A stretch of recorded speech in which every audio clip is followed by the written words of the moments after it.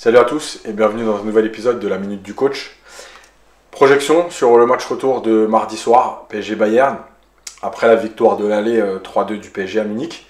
Voilà, ça va être une vidéo un peu plus courte que d'habitude, juste pour revenir sur un ou deux points que le PSG va devoir améliorer ou faire mieux qu'à l'aller pour éviter de autant subir face au Bayern.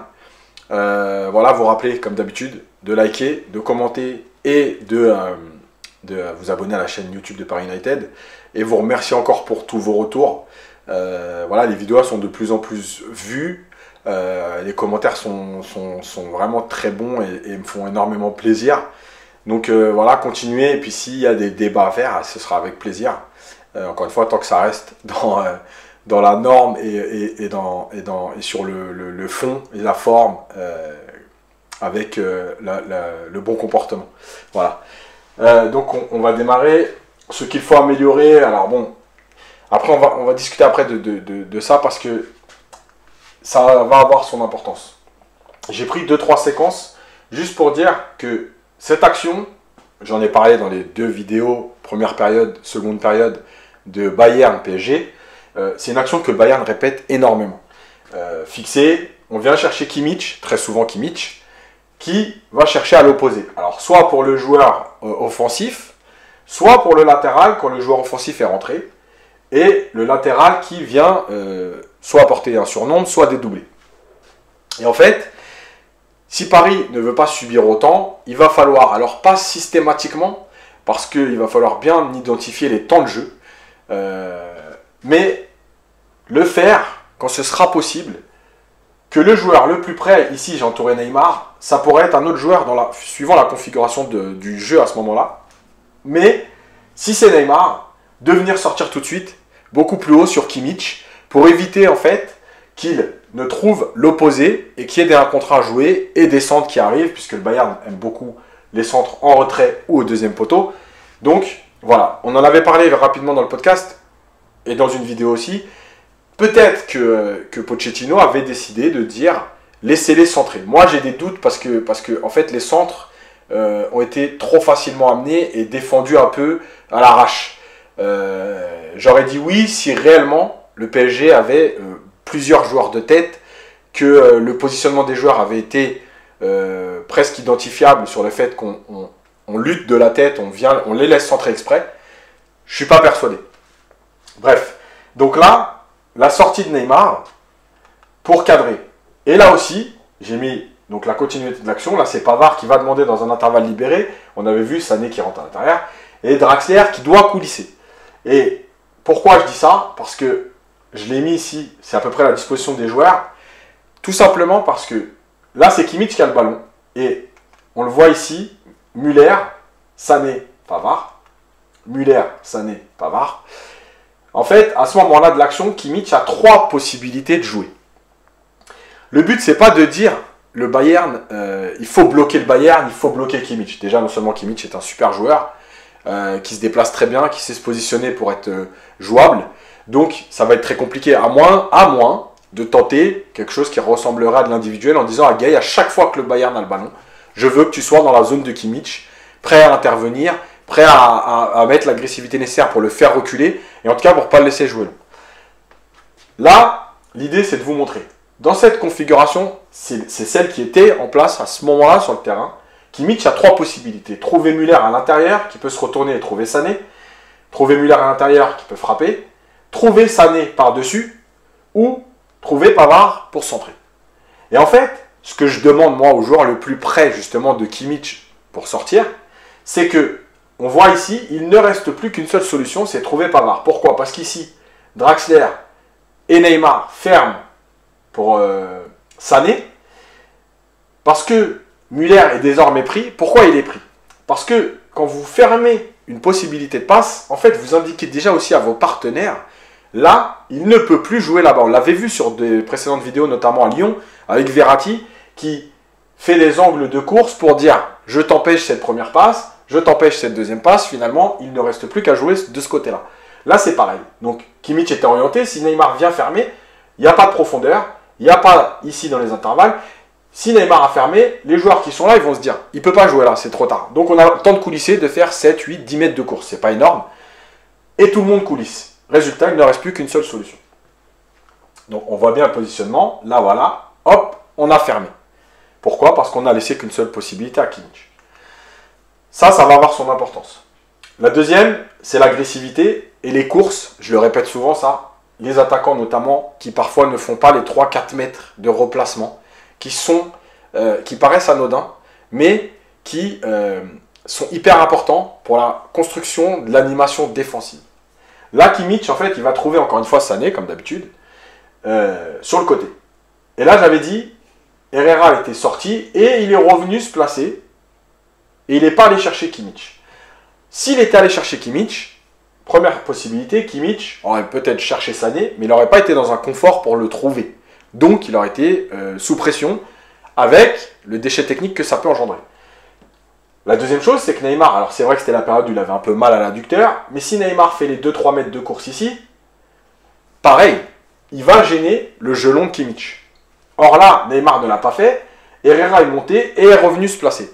Et en plus, dans ce temps-là de je sors et je me replace, il peut y avoir des choses qui se passent. C'est pour ça qu'une fois qu'on a décidé d'y aller, il faut y aller jusqu'au bout. Voilà, prendre le risque d'être éliminé, mais il faut y aller jusqu'au bout.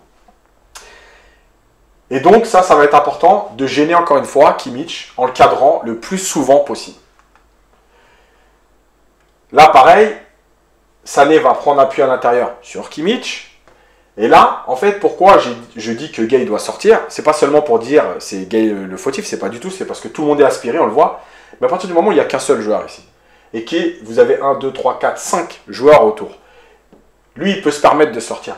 Même si lui est là, il y a déjà pour l'instant une possibilité de passe qui est fermée. Ensuite, il y a un joueur qui peut venir couvrir, notamment Kimpembe. Et la deuxième chose, c'est qu'à partir du moment où Gay était sorti pour venir cadrer, en fait, là, Kimmich n'avait plus la possibilité de jouer dans la profondeur. Il aurait été obligé d'aller voir ailleurs. Donc c'est pour ça que ça va être important de ne pas se laisser aspirer tout le temps dans la surface en se disant on protège d'abord notre but, on protège d'abord notre but. Non, il va falloir aussi limiter l'accès au but du PSG.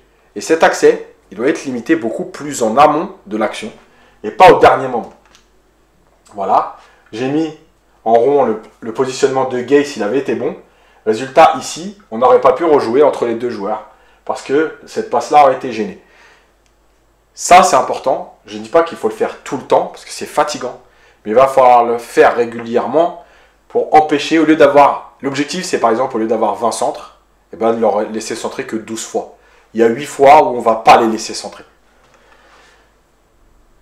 Et puis, dernière séquence, c'est le positionnement du bloc. Oui, Paris a défendu très bas. C'est une possibilité pour mettre de la densité, etc. Parce que le Bayern a aussi une façon d'attaquer qui est très spéciale, à savoir qu'il n'hésite pas donc, à écarter, mais aussi à mettre du monde à l'intérieur, un peu n'importe comment des fois. C'est même pas des positionnements, enfin, c'est n'importe comment.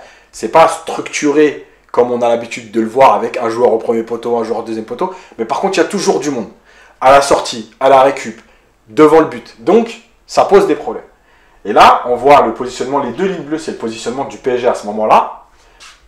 On voit ici, encore une fois, Kimmich qui a le ballon. Et pour que Kimmich soit cadré et que Gay puisse sortir, il aurait fallu que les deux lignes soient plus hautes. Parce que si Gay sort ici, il laisse trop d'espace dans son dos. Résultat, une fois qu'on aura trouvé ici un joueur lancé, il va se passer plein de choses derrière. Donc il faut absolument que ces deux lignes-là soient coordonnées et qu'elles avancent ensemble. Si la ligne jaune au départ, enfin si la ligne de milieu était sur la ligne jaune, la ligne de défense est un peu plus haut sur la ligne jaune, et bien Gay aurait pu sortir et on fait reculer le Bayern. Oui, ça laisse des possibilités après dans le dos, mais si on continue de presser, de les faire reculer et qu'il n'y a pas de possibilité de passe longue, ben, il n'y aura pas de possibilité de jouer dans le dos. Je termine avec la compo que j'imagine demain. C'est pas la mienne. Là, c'est réellement aujourd'hui ce que j'imagine que Pochettino va faire. Voilà, Navas, Danilo, Kimpembe, puisqu'on sait que maintenant Marquinhos est forfait, ce qui est logique. Florenzi, je pense qu'il va démarrer. C'est que mon avis, mais je pense qu'il va faire en fait le maximum de ce qu'il pourra faire. Parce que à droite, les deux suppléants sont quand même un ton en dessous de Florenzi. Même si pourtant Florenzi n'est pas un grand défenseur. Mais voilà. Diallo à gauche. Gay et Paredes. Alors j'ai mis Gay en jaune parce que pour moi ce sera un des éléments essentiels du PSG dans les sorties de balles, comme ça s'est passé à Munich, où il a été intéressant, même s'il a eu du déchet. Mais dans l'intention, il a toujours été intéressant. Enfin, très souvent. Il était intéressant, pas toujours, mais très souvent. Et qu'il va avoir ce rôle important pour, je pense, gérer Kimmich, même si c'est possible aussi qu'on demande à Neymar. Mais malgré tout, il y a plus de chances que ce soit Gay qui compense beaucoup de choses. Voilà, et puis les 4 de devant, comme ça l'était mercredi à Munich. Et en face, bah, l'équipe pour l'instant qui est annoncée, enfin qui est prévue, Neuer, Boateng, Hernandez, Davis, Pavard, Kimmich en jaune parce que c'est lui le joueur le plus important, c'est lui la plaque tournante. J'aurais pu mettre Müller, mais en même temps, si vous gênez déjà cette passe-là, Müller, il aura moins d'influence. Alaba, qui va jouer au milieu, Sané, Coman, parce qu'il n'y a plus que eux maintenant, Choupo-Moting et Müller. Ce qui est important là, c'est Paris va subir, Paris va concéder des occasions, en fait, c'est logique. Parce que le Bayern est une équipe qui de toute façon ne se renie jamais. D'ailleurs, Flick l'a dit en conférence de presse. C'est une équipe qui attaque, c'est une équipe qui est là pour marquer des buts. C'est une équipe qui est là pour prendre des risques. C'est son jeu, et ça a toujours été son jeu, en tout cas très souvent. Donc, l'idée c'est de dire, quand est-ce qu'on peut limiter pour ne pas faire que subir, que subir, que subir. Comme je le disais tout à l'heure, au lieu de subir 20 centres, comment je peux faire pour n'en subir que 12 ou 13 au lieu de laisser Kimmich renverser le jeu 10, 15, 20, 30 fois, qu'est-ce que je peux faire pour limiter ce style, ce principe? Donc, je dois sortir sur lui pour éviter que ce soit systématique et qu'on soit obligé de coulisser et se retrouver avec des 1 contre 1. Et puis après, c'est encore une fois la justesse technique qui fera la différence. Pour ceux qui ont regardé Real Barça, le Real n'a eu que 30-35% du ballon, mais à chaque fois qu'il l'a eu, il l'a très bien utilisé. Voilà. L'important aujourd'hui, c'est pas forcément d'avoir 50 ou 60% de possession de balle, c'est de peut-être en avoir que 30, mais de les utiliser parfaitement. Puis la dernière chose, c'est que, oui, peut-être que, on l'a dit, les 2 excentrés mercredi dernier n'ont pas assez défendu et aidé leurs latéraux. C'est un fait, il va falloir qu'ils le fassent un petit peu plus. Mais peut-être que c'est aussi un choix de Pochettino en se disant, j'ai confiance en ma défense, et en mes 2 milieux récupérateurs, ça fait déjà 6 joueurs. Je prends le parti de me dire, je vais défendre comme ça, mais je laisse mes 4 offensifs se replacer, mais pas revenir trop bas, parce que à la récupération, je veux qu'ils soient trouvés sur une première passe, qu'on a éliminé, je l'ai montré dans les précédentes vidéos pour ceux qui ne les ont pas vues, donc PSG Bayern, première période, seconde période, sur une seule passe, éliminer 4, 5, 6 joueurs du Bayern, et finalement, se dire, bah oui, je les fais pas trop défendre parce que je veux optimiser le moment où on aura le ballon pour aller faire très mal. Si je devais caricaturer, sur chaque ballon que le PSG va avoir à jouer offensivement, il faut qu'il s'imagine que c'est le ballon de la qualif. Voilà, même à la 3e minute, chaque ballon, c'est de se dire, c'est le ballon de la qualification. Parce qu'à chaque fois que vous allez le jouer comme ça, à chaque fois que vous allez aller au bout de l'action, bah oui, non seulement vous allez mettre du doute chez l'adversaire, parce qu'il va se dire encore une fois que sur chaque compte ça peut faire mal, mais si en plus vous marquez, eh ben, vous vous rapprochez encore plus de la qualification en vous donnant de l'avance. Aujourd'hui, le PSG a 1 but et demi entre guillemets. Et ben, s'il marque, il en aura 2,5, puis s'il marque, il en aura 3. Voilà, c'est l'idée de se dire, chaque ballon que je vais jouer offensivement, c'est le ballon de la qualif. Si je vais au bout, on va se qualifier. Et en même temps, c'est chaque ballon qu'on va jouer défensivement, c'est le ballon de l'élimination. Si je dois aller tacler, mettre la tête là où certains ne mettront pas le pied, tant pis, je dois le faire. Voilà. Et je pense que l'avantage aussi d'avoir récupéré du Florenzi, du Verratti, c'est qu'il y aura du coaching qui pourra être fait.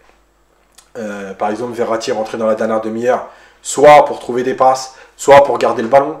On pourra avoir Dagba ou Kehrer, mais Dagba parce qu'il a plutôt, en tout cas tout donné sur le match aller, prendre la place avec sa vivacité de Florenzi pour finir la dernière demi-heure. Donc ça offre encore aussi des possibilités de coaching qui ne seront pas négligeables. Voilà. J'espère que cette vidéo vous aura plu. Évidemment, on se retrouve après le match de mardi soir, donc sûrement mercredi pour le podcast, pour ceux qui nous suivent sur le podcast. Peut-être entre mercredi soir et jeudi pour la vidéo, en espérant que ce soit celle de la qualification, qu'on commence déjà à se projeter. Voilà, merci à tous, à bientôt.